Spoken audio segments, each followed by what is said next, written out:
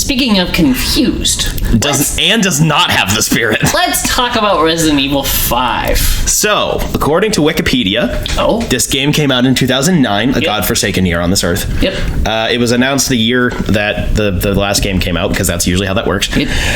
It was released for the PlayStation, Xbox, 360, PC, whatever, the stuff you'd expect, and then it got a re-release, which I'm assuming is just a port with slightly better graphics for the PS4 and Xbox One in like 2016. And then it was ported to the Switch. Yes.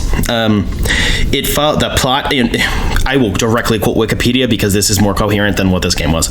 The plot involves an investigation of a terrorist threat by Bioterrorism Security Assessment Alliance agents Chris Redfield and Sheva Alomar in a fictional region of West Africa.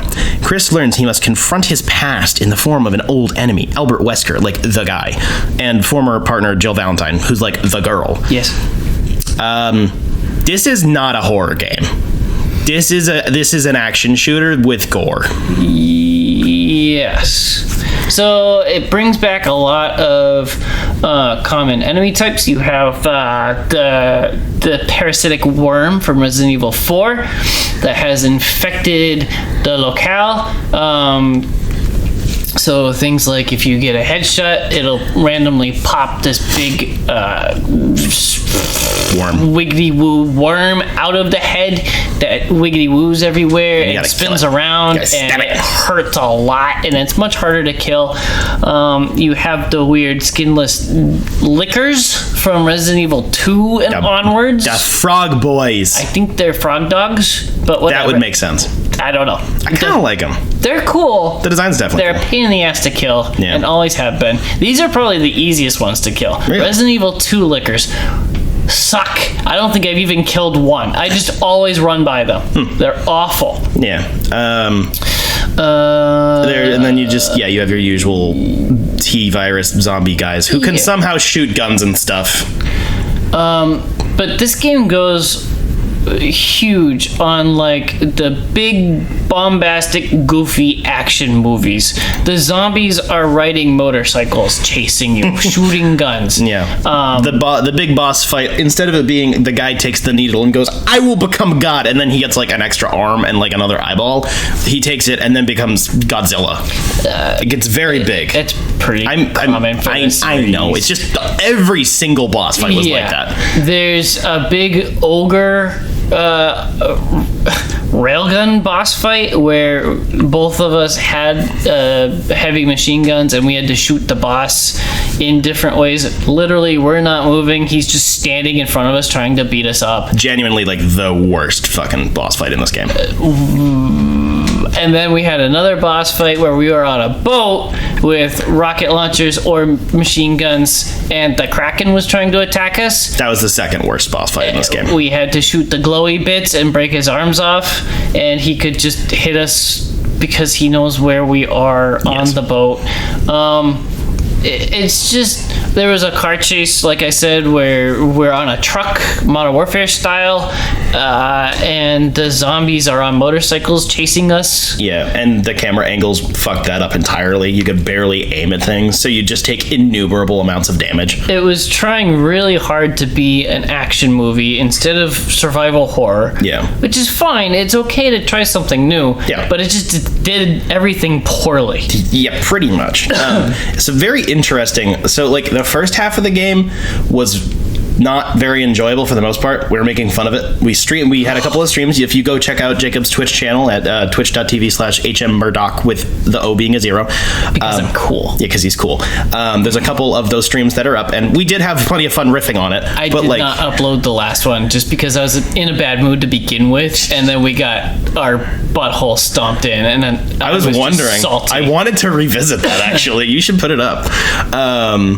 But like it started off as like just like boring and bad, and then as there's more and more boss fights, and then we would get like explosive rage, it started getting more enjoyable, not because we were more angry, but because eventually we started to understand, or at least me, I started to understand some of the logic of the boss fights. Story finally comes together in the end. Yeah, it is really long, not like game like Toei completed in probably 10 hours total, maybe 10. Yeah. Somewhere in that neck of the woods. So like 10 or 12 to be generous. Yeah, but but not including a billion death resets and like bathroom break. Yeah, 10, 12 hours, which is fine for like an action game. That's a pretty normal runtime.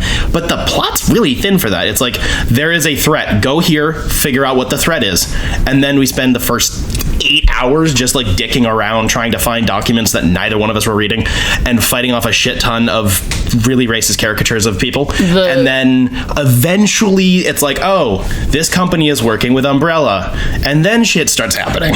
The lore bits that we were definitely not reading but skimming through just in case there's an achievement for it.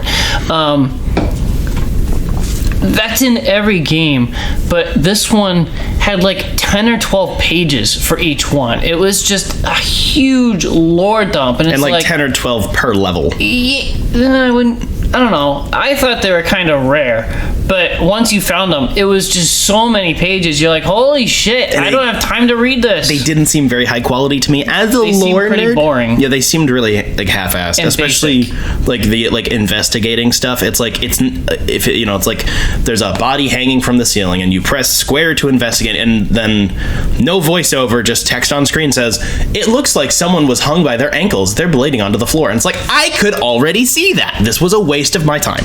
Even I'm saying like the documents that you find on a desk, usually in other games those have helpful bits of like, here's how to solve a puzzle later, or something. Here's how to kill an enemy type. But this was just straight up Resident Evil lore of like evil lab did evil lab things. It's like, I've read this in every other Resident Evil game. Right. If they were of a higher quality and it was in a different game type, like if this was a like mystery horror game, I would be interested, because then I would want to follow the paper trail and find all the shit. But like, they just seemed like, I don't know, make up some fake dossier and then put it up in like 480p and make it 18 pages, and like they just scattered it everywhere, and it's like, there's nothing to follow. Honestly, they should have left it out of the gameplay and just had it in the menu. Yeah, just having a codex, a manual that you read or whatever. Yes.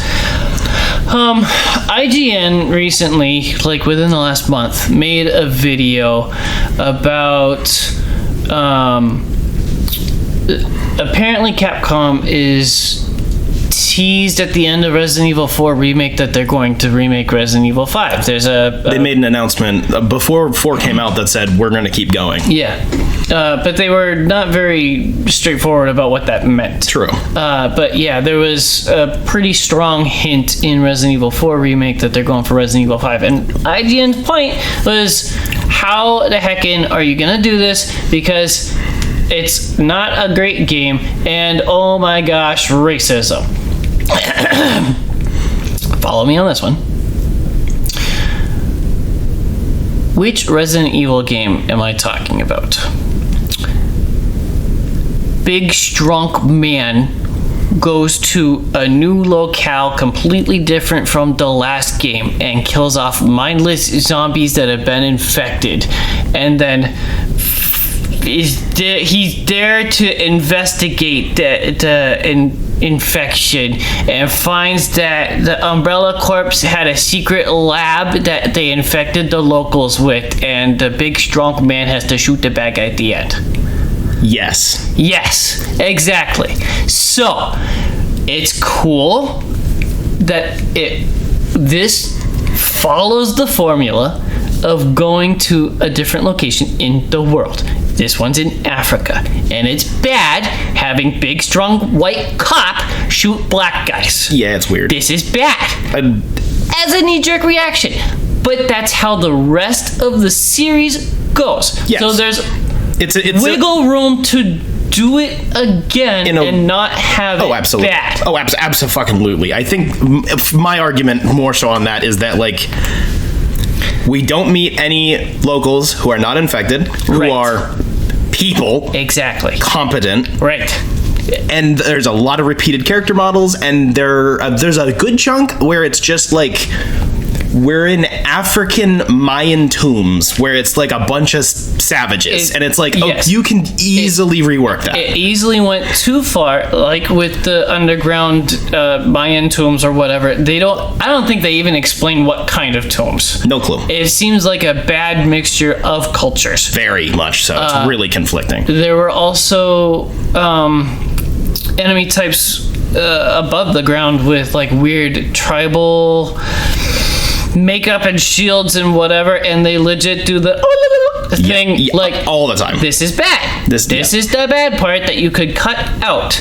But simply because it's white guy shooting black guy, because we're in Kenya or Africa now instead of Spain or Latveria. Yeah. Like, it doesn't always have to be white guy shooting white guy. True. Or whatever. Yeah. No, 100%. It is like there is a way that they can remaster 5, absolutely, and it'll be fine. Oh yeah, and I would argue, because it follows basically the same plot, you could pick this game up. Yep. Put it somewhere else. Everything else is the same. Right. Even if you want to keep like, ooh, I just came up with this. I'm so smart. If you want to have like sections where you do encounter like local like tribes of like less developed people or whatever, go to Australia. The Aboriginals are cool as fuck, for one. A lot of them are like very civilized. They just choose to live differently.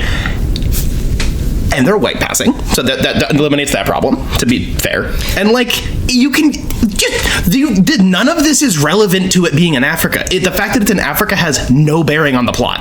It doesn't in any of the other games. And I'm saying it's cool to go to these different locations. Yeah. You can keep it in Africa, just use actual African culture. Or maybe do it in South Africa where there's a bunch of Afrikaners. And then we could just shoot the colonizers. That'd be more fun. Yeah, like, no, 100%. I don't think anybody genuinely believes like this is the racism game. It's just like, you did not think this through, did you? They were like, holy shit, there's no oversight on this. Yes. Yeah, 100%. So it's mostly just funny to point it out, like, as we're playing. It's not like I'm sitting here like, oh dear God, the developers were demons. It's more like, oh my gosh, you guys are dumb. On top of that, another serious flaw, the color grading is god-awful, which also doesn't help with the skin tones. Like, at all. Everyone looks greasy and green or yellow. It's bleh. Sheva is a local that is like, oh, hi, white guy. Thank you for pulling up to my dock. I will help you through this entire adventure. And that's pretty much her character. She has boobies. And she has a backside. It's cool that she's just as competent, destructive as he is. Oh, you can do the exact same things. Like, yes. There is no... Which is probably just bad gameplay. True. Because he's a freaking brick. Right. But yeah, she has zero personality. And I don't think she's in any further material outside this game. As far as I know, no. Oof. And I'm pretty confident on that, which is a disappointment. I have a feeling she was only included so that this game could be co-op. That is the other thing, the major change for this franchise, that this is the first game to introduce co-op of any capacity. And a lot of the level design is so blatantly made for co-op. Yeah, like it's like every other level is... they split like a room into two puzzles, and it's the same puzzle, but you have to do it at the same time, or whatever. Run to the end and pull the lever at the same time. Yeah, and that's what like most of the runtime is. It doesn't even feel... They're not even puzzles. This game was made specifically for co-op, I think. Yeah. This is my interpretation. At least like initially, and then they just made it playable for single player. And it's not a good co-op game. Nope. Because everything that you can do can be done easily by the computer AI. Like, if you play it single player, it plays the same. Apparently the AI is bad, so that makes these shitty boss fights difficult, or like the one we were stuck on at the end of the last stream, like impossible. I mean, it was 2009. We didn't really have great artificial intelligence for enemy design, unless you're Halo. But I don't know. I just don't understand. there's no direction to this. Yeah. They wanted to make a co-op game, and it was forced to be a co-op game, and it's more fun when you play it in co-op because the single player side of it's not made well to play what they already made for co-op in single player. Right. But if they had just cut co-op and made a good single player game, like they had been up to that point, it would have been a better game. Yes. So there's just no winning with this original one. I mean, to be fair, that's what most like co-op games do. They are a single player experience, and then you have some level of drop in, drop out, you know, like Halo, except for Halo 5. Like, literally, you just pop in, you play as a second Master Chief or whatever. Right. Most games do that, and then sometimes they add in some extra puzzles that are different for doing it in co-op, but, like, they basically play the same. It just makes it so you can play it with your friends. Or if you're, like, a Lego game, it's because you have good enough AI that know how to do the puzzles with you. But if you do you double down on it, and then you make an exclusively co-op game, because then you design the entire thing around you. You have to have two people. Like, there's a bunch of different fucking games like that. The inventory in this game was really, really cool. I kind of like it. It's limited to 9 spots, and everything takes up 1 square. Each direction on the D-pad fits over the menu. So up is the middle top section of your menu. The cross pattern fits on top of the grid. Yes. Yeah. So whatever you put in that button slot is your quick key to equip that thing. That was cool.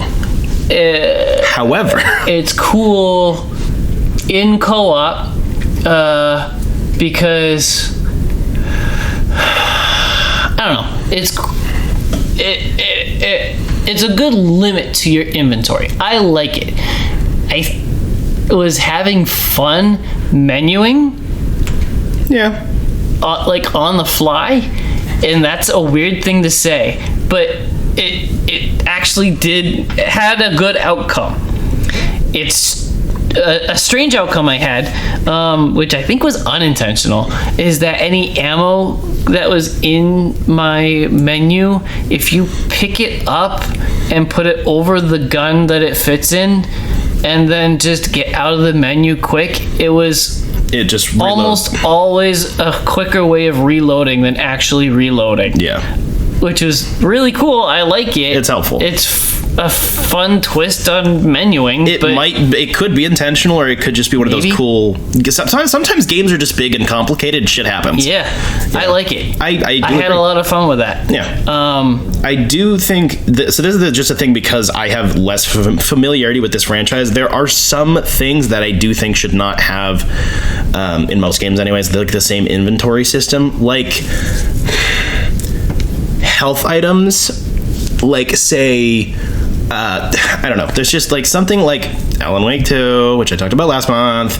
Your health items do fit in inventory on different spots and stuff, but because the game is an actual horror survival game, it makes it tactical to some extent, or at least it tries to. Right. Whereas this, because it's an action game, it's like it doesn't make sense that a test tube full of herbs takes up just as much space as the grenade launcher. Right. It's like in like early first-person shooters, you could just have like infinite weapons, basically, like Doom or whatever. Or like in the first Halo game, you had a part of your health that would regenerate, like the shield, and then you'd have part that was a health pickup. That got dropped as games got more complicated. Call of Duty had the same thing in the first couple of games.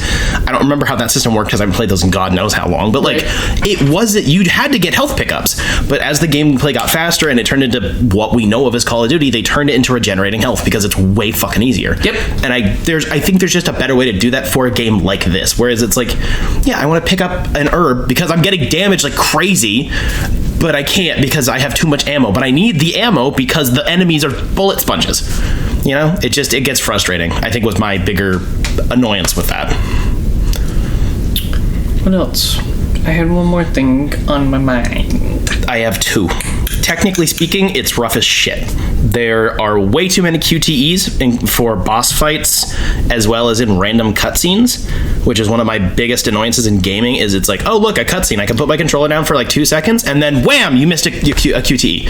Apparently, we can turn those off in the options menu, and I did not know about it. I do like it when that option is available for like QuickTime events, like accessibility options of like in turning like a repeated tap into like a hold or a single press.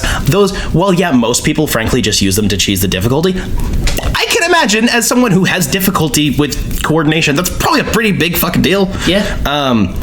But like the QTEs, because the cutscenes were rendered in engine, I can't tell what is a cutscene and then what's going to be a slightly interactive cutscene, and they come out of nowhere, and the button prompts are almost always randomized. And I'm also not a PlayStation user, so I'm confused.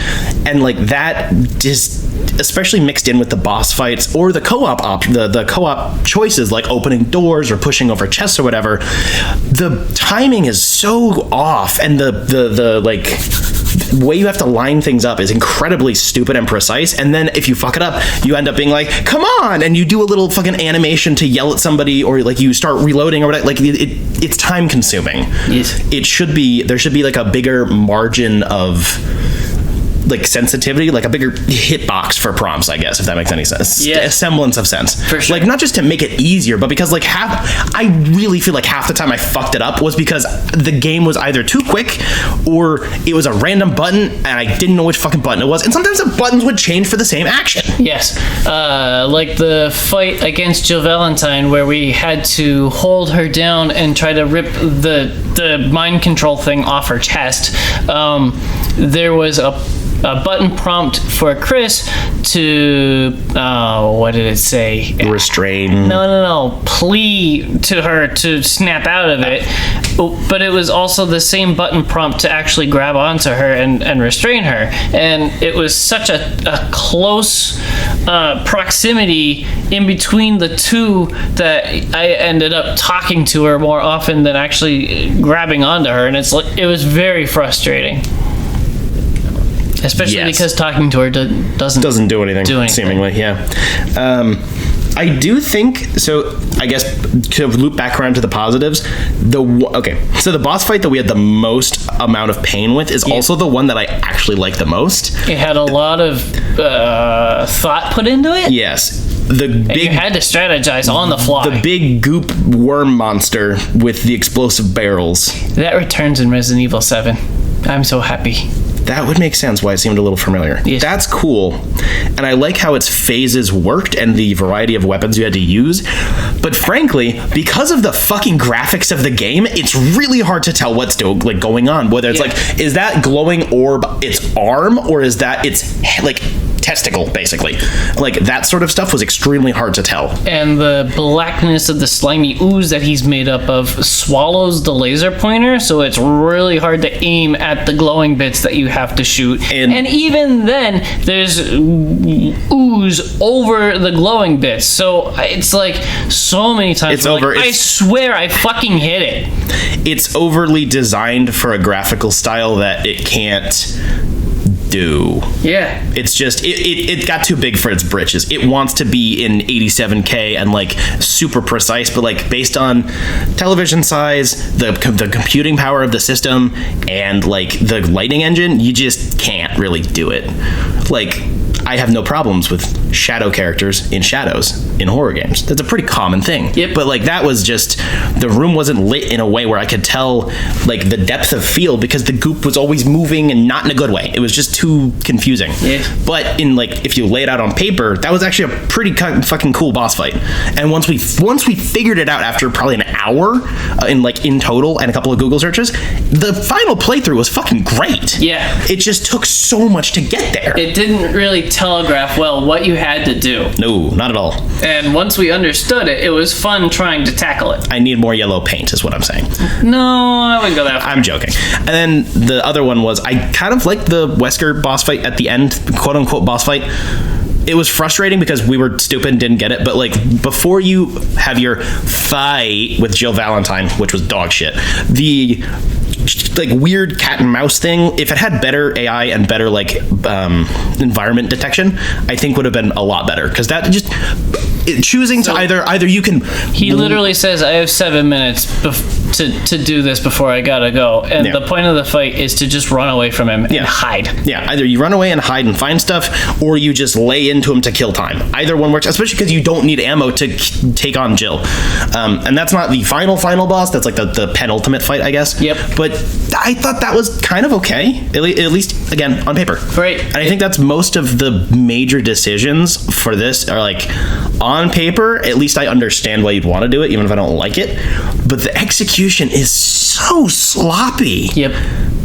I'm impressed that this game got such a warm reception at launch. Like, it wasn't, RE4 levels, but like this was not panned or anything. It was like fairly popular. I bet it was starstruck from 4. Probably. I think that's what I think is going on. Probably.